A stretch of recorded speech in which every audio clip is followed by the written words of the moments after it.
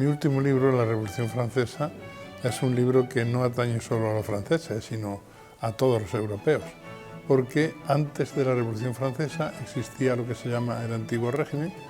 A partir de la Revolución Francesa, al menos en los países civilizados de Europa, se impone que todos seamos ciudadanos con los mismos derechos.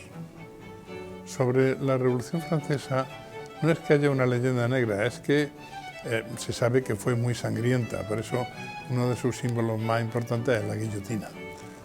Fue sangrienta quizá innecesariamente, porque todos los países de Europa que eran monarquías absolutas se confabularon para ir contra los revolucionarios por temor a que se extendiera la revolución a sus países.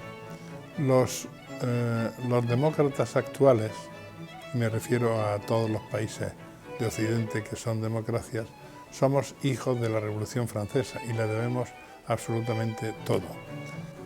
En los países donde existe la Declaración de Derechos del Hombre, que son democracias, se vive infinitamente mejor y más libre que en el resto del mundo donde no existen esos derechos. Yo creo que son muy importantes porque, entre otras cosas, cada vez hay más público lector que se interesa por la historia, o por la novela histórica, o por el ensayo histórico, y entonces es muy bueno de vez en cuando atenerse a las tendencias y encontrar al público que las va leyendo.